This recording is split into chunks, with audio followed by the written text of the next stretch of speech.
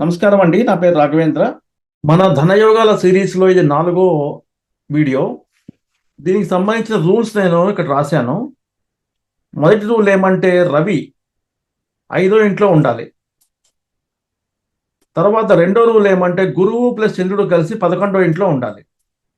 For example Ravi కనుక 5వ ఇంట్లో ఫర్ ఎగ్జాంపుల్ సింహరాశిలో ఉన్నాడు అనుకుందాం, ఆయన సొంత ఇంట్లో ఉన్నప్పుడు 5వ లగ్నం ఏమవ్వాలి? మేష లగ్నం అవ్వాలి, అంతే కదా. ఇక్కడి నుంచి మనం కౌంట్ చేసుకుంటే 1 2 3 4 5, 5వ ఇల్లు ఇది అయింది. ఇంకో రూల్ ఏమంటే గురువు ప్లస్ చంద్రుడు కలిసి 11వ ఇంట్లో ఉండాలి. లగ్నానికి మేష లగ్నానికి వెనకాల ఇల్లు మీన లగ్నం, మీన రాశి 12వ ఇల్లు అవుతుంది. అలానే కుంభ రాశి 11వ ఇల్లు అవుతుంది. ఇక్కడ మనకి గురువు ప్లస్ చంద్రుడు కలిసి ఉండాలన్నమాట. ఇలా ఉన్నప్పుడు ఆ వ్యక్తికి అశేషమైన ధనయోగం ఉంటుందని మనకు తెలుస్తోంది. అలానే ఇంకో పాసిబిలిటీ చూద్దాము. రవి కనుక మేషరాశిలో ఉన్నాడు అనుకోండి, అక్కడ ఉచ్చబోతాడు కదా ఆయన. సో దీనికి లగ్నం ఏమవ్వాలి? అప్పుడు ధనస్సు లగ్నం అవ్వాలి, అంతే కదా. ఎందుకంటే రవి 5వ ఇంట్లో ఉండాలి. ఇది 5వ ఇల్లు అవ్వాలంటే ధనస్సు లగ్నం అయితే కానీ అవ్వదన్నమాట. ఇది 1 2 3 4 5, అంతే కదా.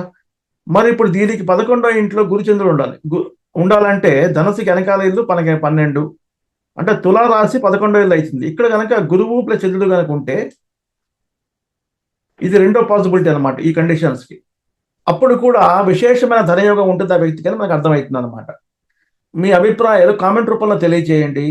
అలానే మీకు మా వీడియోస్ నచ్చుతున్నట్టయితే లైక్ చేయండి, సబ్స్క్రైబ్ చేసుకోండి. అలానే మీ బంధుమిత్రులతో కూడా షేర్ చేయండి.